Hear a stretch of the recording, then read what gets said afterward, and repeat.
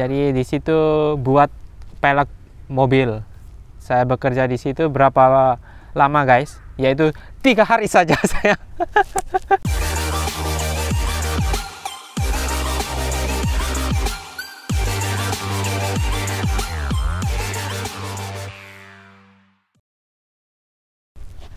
Halo guys, assalamualaikum warahmatullahi wabarakatuh. Jadi saya lagi berada di sebuah taman. Di belakang saya ini ada yang namanya kolam dan ditumbuhi sama eceng gondok. Kemarin tidak ada waktu musim dingin, sekarang jadi banyak banget. Mungkin karena musim panas sinar matahari banyak. Jadi di sini saya mau bercerita mengenai kehidupan saya di Jepang. 4 tahun yang lalu guys, saya datang ke Jepang dengan bermodalkan apa? Doa orang tua dan uang saku tentunya, dan keberanian tentunya. Karena apa keberanian? Karena di Jepang waktu ke Jepang waktu itu saya itu tidak bisa sama sekali bahasa Jepang, nol guys. Jadi cuma tahu tabemas, nemas, ya kan, makan, tidur. Mungkin lebih pintar anak TK dibanding saya waktu itu bahasa Jepangnya. Kemudian saya nekat untuk ke Jepang ini tujuannya cuma satu, ingin menjemput istri saya ke Indonesia waktu itu. Sebenarnya ingin meminta izin sama mertua anak sampean, anak jenengan mau saya bawa ke Indonesia, ke Pulau Jawa, seperti itu. Apakah boleh hidup di Jawa? Sebenarnya tujuannya mau seperti itu. Tetapi 2019 ternyata ada hal yang tidak bisa diduga. Seperti di film-film ya, ternyata ada yang namanya corona. Makanya seperti film ya, kemana-mana tidak boleh, semuanya harus pakai masker, misalnya seperti itu ya. Bukan misalnya, memang seperti itu. Akhirnya saya mau tidak mau bertahan hidup di Jepang dan harus bekerja guys. Jadi pertama kali saya datang ke Jepang itu dicarikan kerja sama istri saya, dan alhamdulillah diterima di toko ramen. Meskipun saya tidak punya skill, tidak punya bakat bahasa, tapi diterima karena apa? Doa dari orang tua. Saya diterima di situ. Saya kaget karena tamu yang begitu banyak. Kemudian orang yang bekerja itu sangat sedikit, Mami. Sangat beda sama Indonesia. Kalau tamunya ada 40 orang misalnya, 24 ya waktu itu. Kalau maksimum 24. Tapi ada di luar itu sudah antri baris untuk makan. Makanya kaget saya. Cuma 3 orang saja melayani orang sebanyak ini. Bagaimana bisa? Ternyata guys, Indonesia sama Jepang itu zenzen jigau. Sangat berbeda. Indonesia itu kerjanya tidak cepat, tidak menjelekan sih. Bagaimana? Bingung saya menjelaskan ini. Kalau di Jepang itu kerja keras, sangat kerja keras. 3 orang melayani banyak orang. Jadi ada yang bagian tanya mau pesan apa, terus ada bagian cuci piring dan mengantarkan makanan. Itu sudah banyak sekali pokoknya kegiatannya. Tidak bisa duduk selama 8 jam. Kalian kerja di Jepang itu tidak boleh duduk. Jadi pengalaman saya seperti itu. Tidak bisa bahasa Jepang, kenapa bisa bekerja di toko ramen? Ada alhamdulillah waktu itu orangnya memang sabar. Banyak sekali saya kosakata yang tidak saya mengerti. Sangat sulit waktu itu. Tapi ya harus berani pokoknya. Saya waktu itu di dalam hati saya pokoknya berani lakukan. Satu kata yang saya ingat, kata itu saya kutip dari Al-Quran, bahwasannya Allah itu tidak pernah memberikan tes ujian di luar, di atas kemampuan manusia. Jadi pasti saya bisa lewati kok.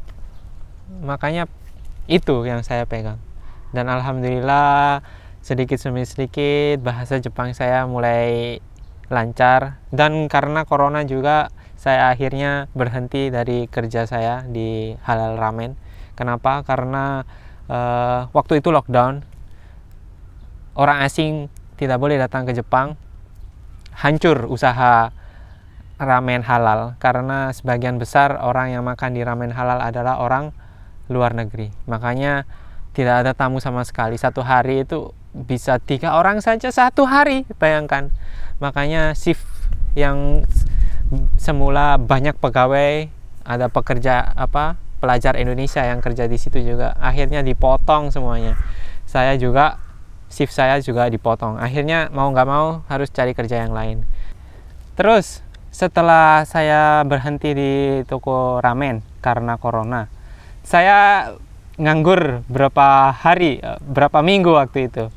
Dan akhirnya saya dan istri saya mempunyai inisiatif, berpikir, enaknya ngapain ya untuk mengisi waktu luang sembari saya mencari pekerjaan yang lain. Akhirnya ketemu ide, yaitu jualan soto waktu itu, guys. Jualan soto di taman. Saya ingin tahu apa reaksi orang Jepang kalau saya dan istri saya itu jualan soto. Apakah bagus feedbacknya itu? Apakah orang Jepang tidak suka soto? Dan akhirnya saya memutuskan dan istri saya untuk jualan di sebuah taman di dekat rumah. Akhirnya apa yang terjadi, guys? Dan waktu itu musim dingin. Dingin-dingin makan soto kan menarik orang Jepang itu. Apa soto ini ya? Kalau bahasa Jepang soto artinya luar. Dan saya sama istri saya itu kasih nama warung itu Po Soto, jualan Po Soto. Po sudah terkenal di Jepang karena Po ini dari Vietnam. Makanya saya combine dengan soto. Barangkali menarik karena lihat namanya saja sudah lucu ya, Po Soto. Akhirnya saya jualan Po Soto sama istri saya. Dan saya kaget, guys. Pertama kali tidak ada pengalaman. Terus rasanya juga enak waktu itu karena saya bawa bumbu yang dikasih keluarga saya di Indonesia untuk kalau seandainya kangen sama masakan Indonesia, kamu bisa bikin soto sendiri di Jepang. Makanya dikasih bumbu dari Indonesia. Dan waktu itu saya jualan, mohon maaf sebagian saya makan sama keluarga saya dan sebagian masih ada sisa karena terlalu banyak. Akhirnya saya inisiatif untuk jualan pakai bumbu itu. Feedback dari orang Jepang itu banyak sekali orang yang berminat untuk makan soto. Sampai ada yang tanya suatu ketika, tokonya ada di mana? Apakah punya toko yang lain? Karena waktu itu saya cuma jualan seperti pedagang kaki lima, pakai tenda, terus di event tertentu saja saya jualan. Itu ditanya, tokonya ada di mana? Seperti itu. Saya dengan istri saya, sampai ditanya toko seperti itu. Ini bisa booming ini di Jepang sebenarnya. Terus dalam satu hari saya bisa jualan waktu itu 60 porsi. Dengan harga satu porsinya itu saya jual 600 yen atau kalau dirupiahkan sekitar 70.000 lebih. Satu mangkok kecil, satu piring kecil, wadah kecil saya jual 600 yen. Itu terlalu mahal menurut saya waktu itu. Saya waktu itu tidak tahu harga, tapi istri saya yang memutuskan harga itu. Dan ternyata memang setelah saya pikir-pikir sekarang ternyata terlalu mahal. Tapi orang-orang mau membayar mahal karena ingin makan soto. Dan waktu itu satu hari ada 60 porsi yang terjual sehingga keuntungannya itu 3.600.000. Keuntungannya mungkin 3 juta dalam satu hari. Sungguh luar biasa. Makanya sekarang ini saya juga ingin mempunyai toko lagi, guys. Ini masih merintis sama istri saya untuk membuat toko ice cream. Setelah saya jualan soto, ayo angkat. Hai, gomen.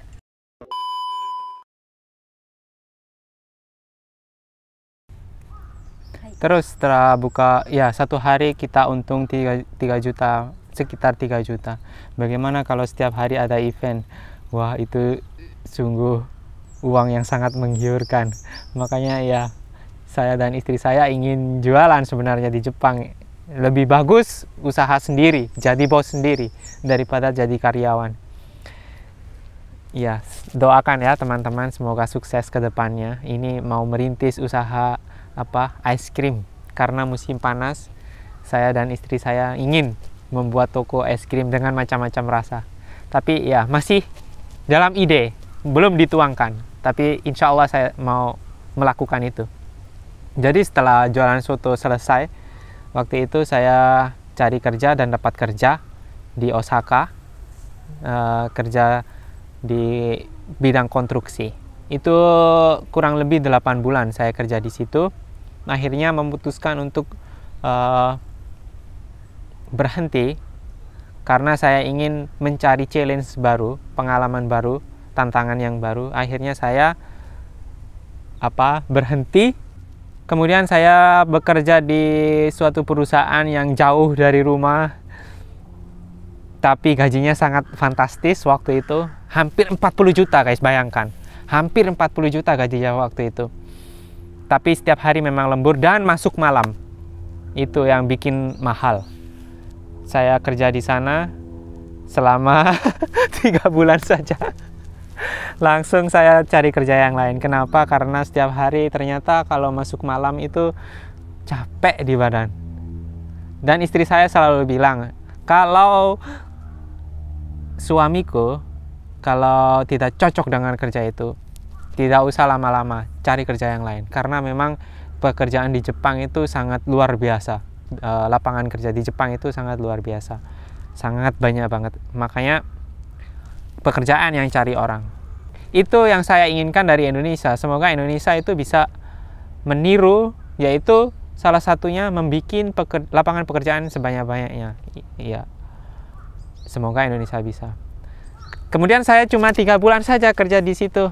Karena terlalu banyak masuk malam, setiap hari masuk malam, akhirnya mungkin karena badan saya ini tidak cocok dengan situasi seperti itu, dan akhirnya saya memutuskan untuk berhenti dan pindah lagi kerja di itu pabrik pelek. Jadi di situ buat pelek mobil.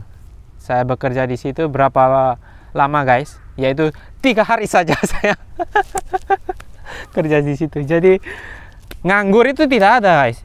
Ya, saya selesai kerja. Saya berhenti kerja, resign dari pekerjaan itu. Nganggur 3 hari, langsung diterima.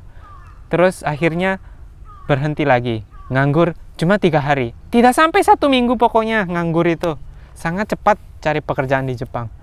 Itu yang sangat luar biasa dari negara Jepang ini. Akhirnya saya cuma 3 hari bekerja di toko pelek karena tempatnya jauh, naik bus dan harus jalan kaki. Itu yang saya tidak suka, karena harus jalan kaki. Akhirnya saya berhenti. Gajinya juga tidak terlalu mahal. Akhirnya cari lagi, ketemu di dekat rumah waktu itu. Alhamdulillah semuanya ini atas skenario Allah. Bekerja di dekat rumah. Terus sekarang kerjanya juga tidak susah, tidak sulit.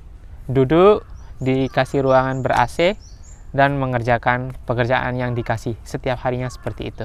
Dan itu saya lakukan dan saya syukuri karena lingkungan kerjanya juga sehat. Tidak ada orang yang marah-marah, orangnya baik-baik semua.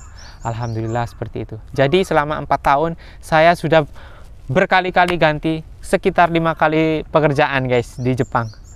Dan alhamdulillah ketemu dengan pekerjaan yang sekarang ini. Selama 2 tahun saya bertahan di situ. Jadi seperti itu. Mungkin video ini terlalu panjang guys. Jadi saya rasa cukup sampai sini. Sampai ketemu di video selanjutnya. Jangan lupa like dan subscribe kalau menarik ya.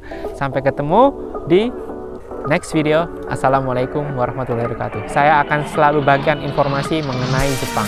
Bye bye.